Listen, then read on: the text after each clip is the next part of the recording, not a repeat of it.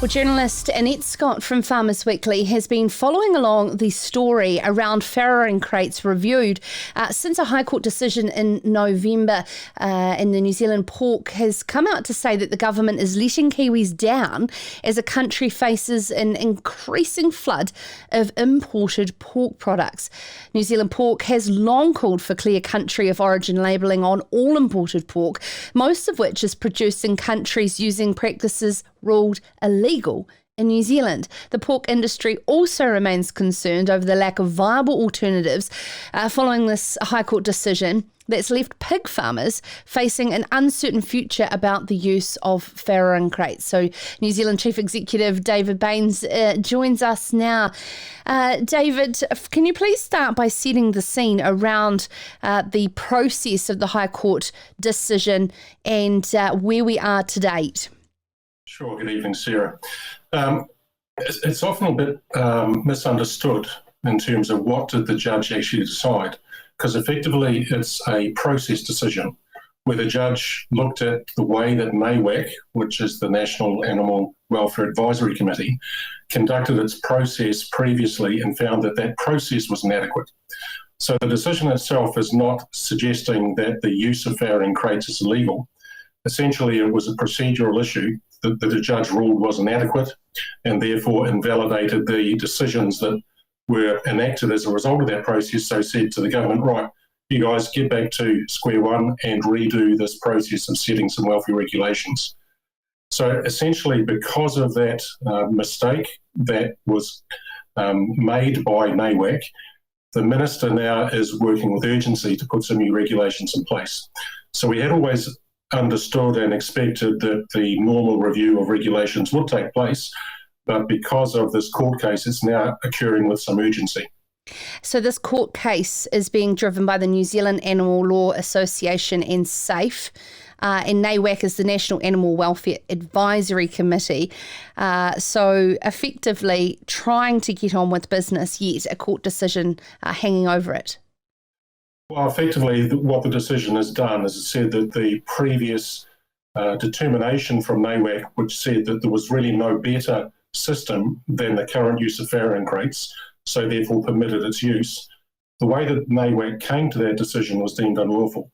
So therefore, the regulations are now under review again, and what we're doing is working actively with NAWAC, who's the expert committee that the minister's put in place, to investigate what is the best science and the best practice so that we can ensure best welfare for our animals. So as an industry, we're committed to delivering the best welfare outcome. And based on our understanding and our knowledge of the science that's out there and the best international practice, the use of farrowing crates actually delivers the best outcome. And members of New Zealand Pork and Kirsty Chidgey, a scientist advisor that we've had here on Sarah's Country in the past, have been many of the industry's voices at the table, or has it been sort of a very hard slog? It's been a challenge for us to make sure that our voices are being heard. In previous reviews, we've had strong representation on the group that actually investigates the science and the best practice, and then reports back to the minister with a recommendation as to what the minister can submit to cabinet. This time, however, we've been excluded from the select committee, or the subcommittee, which has been established by NAWAC to look specifically at the use of farrowing crates and gestation stools. So we're pretty concerned because that's the biggest part of the code under review with the most impact for our farmers. So they're effectively coming up with the rules themselves and not having you at the table. It is of genuine concern from what you're telling me and how to make what will be an overall welfare decision without farmers at the table who are doing this every day. Yeah, and obviously our farmers are really concerned and frustrated about that situation. I mean, our farmers are professionals. You know, some of them are second and third generation farmers who are not just there to farm for a living. They're there to care for their animals and to produce nutritious food for New Zealanders. And so they're doing the best that they can. And to actually have a group suggest that the systems that they've investigated and adopted and employed are inadequate is quite insulting to some of these guys who have spent their life devising the best system, because it's really a case of balancing the needs of both the sow and the piglet. And a lot of the people who are looking at the whole use of stalls, of farrowing crates, are saying that it's really just the welfare of the sow that should be focused on, when in reality it's the sow and the piglet. For example, based on our calculations, if we were to move away from using farrowing crates, that could be an additional 18,500 to 60,000 piglets that would die each year, mainly due to crushing and trampling on and savaging. So it's not a nice death for those piglets, and it's an unnecessary death. And I think that's what's really upsetting to a lot of our farmers. Yeah, and it's an interesting one that many are trying to get their head around their own value systems when they are disconnected from the production source and the flow-on effect of this as well. And, you know, there is the thought that we could let the sows act as nature intended them to. And what would that be more likely to be? I mean, you did say about the outcome on potential loss of piglets, but what would that do for the rise in the level of imported pork? And we've just already seen African swine flu take off again in spikes in China, so therefore putting New Zealand's food safety and security at risk in the pork side of it. Yeah, that's exactly right, Sarah. I mean, when we look at it, if the government makes it too difficult to farm pork in New Zealand, then that supply is going to be provided by imports, which don't meet our welfare standards in all respects. And so the expectation of the government's giving consumers that the pork is produced at the highest possible standard, they'll actually achieve the reverse effect, because our pork is already produced to extremely high welfare standards.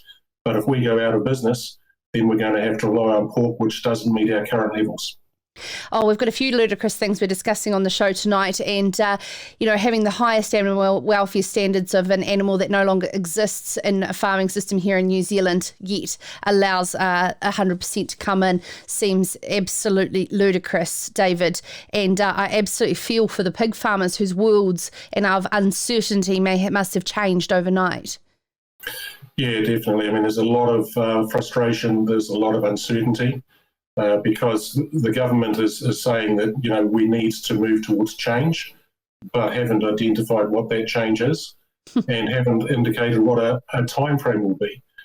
We know that there's a move internationally, that the public perception is they'd like industries to move away from confinement.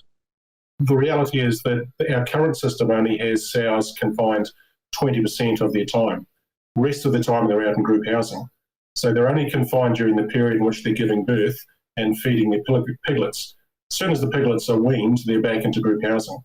So we think that that's not a tall order to ask of the sow, when it also provides significant protection for the farm workers. But we've had an independent health and safety report prepared that says if you move away from a confinement system where the sow might be in an open pen with her piglets, that produces a much higher risk for the farm workers who might need to go into that pen to help meet the needs of the piglet or the sow. So there are a number of significant reasons why we think the government needs to think very carefully before they make any change. And also this leads on to the other very important thing that's on the table as well, is the flood of imported pork is coming with absolutely no regulation here in New Zealand that there is a country of origin attached to that product. And that's absolutely ludicrous when understand the production systems of China rebuilding is, being called hog hotels. So it's leaving the New Zealand domestic consumer here absolutely blinded to what's going on. Yeah, that's another big disappointment for us. There was the Consumers' Right to Know Act that was passed in 2018, and basically that said that any food had to be labelled with the country of origin, but that was dependent upon having regulations set. Those regulations were supposed to have been set May last year. We can all appreciate that COVID was sort of in that high level of lockdown at that stage. But the government chose to put the setting of those regulations into the Baines basket, so basically delayed it in the COVID delay bill. And at a time when New Zealanders want to support New Zealand farmers, and particularly when we're saying, well, 60% of our consumption comes from imported product. And we can say that to people and they say, well, how do we tell? How do we know? So at New Zealand Pork, we provide 100% New Zealand stickers, and we provide pig care stickers to give consumers confidence that the New Zealand pork is identifiable and they've got confidence that it's produced to strong welfare standards. But there's no requirement at all for the 60% to have any labelling at all. So where it comes in and it's further processed, it might be cured into bacon and ham, it might be injected or flavoured or marinated. There's no requirement at all for that to say where the country of origin is. All that needs to be shown on the back of the pack is in very small writing, made in New Zealand from imported and local ingredients. We think that's really misleading. We've done research and we know consumers aren't happy with that. You did have good support from Green MP Gareth Hughes to continue to push country of origin labelling, and now it is left up to what was a failing health minister, now Consumer Affairs Minister David Clark, to continue this on. How confident are you feeling that we can get some country of origin food labelling back on the table regardless of this COVID delay of policy? Well, we understand that the regulations are required to be made by the 4th of June. Okay. We've been lobbying Minister Farrowing when he was in the previous government, and we've been trying to get in front of Minister David Clark once he was appointed to this role. He's refused to meet us. And we're really annoyed about that because we think, well, we actually want to help him make sure that the regulations are accurate and make sure that they can be appropriate for our sector. So really disappointed that he's not even willing to engage with us. We think there is a significant loophole when it comes to pork in terms of the coverage of this proposed regulation, because it will cover bacon and ham, thanks to Gareth Hughes, even though he was a card-carrying vegetarian. I think he acknowledged that it was a little bit out of character for him, but he could see the need for the Act to cover that.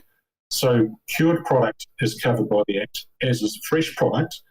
But where you get other pork that might be slightly injected, moisture infused or flavoured or marinated, that sits outside the scope of the regulations.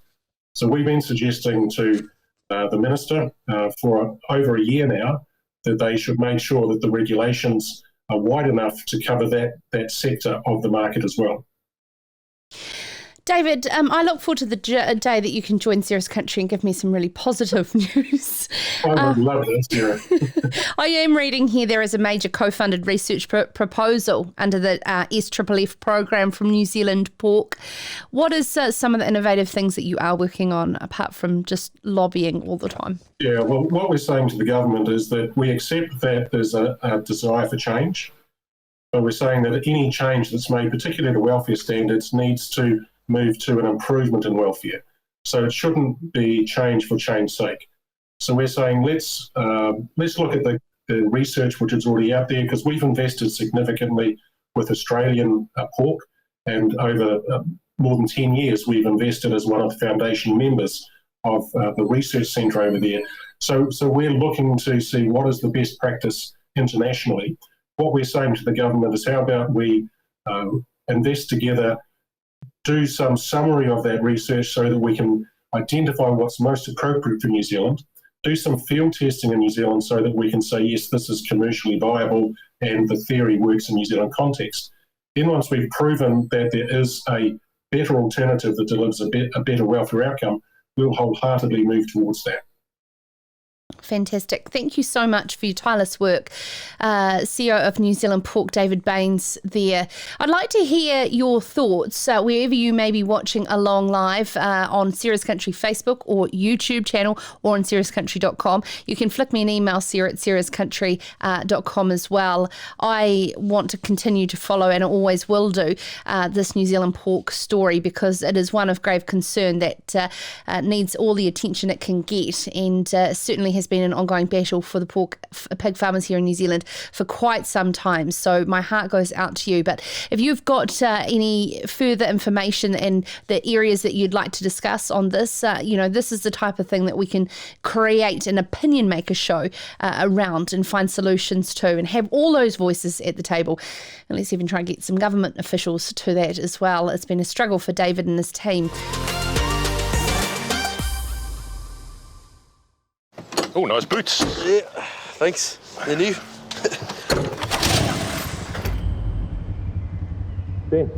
Ben, you alright? Oh, yeah, sorry, mate. Just meerkatting pretty hard, eh?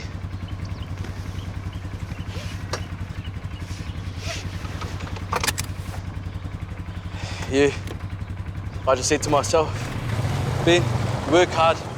You deserve new boots.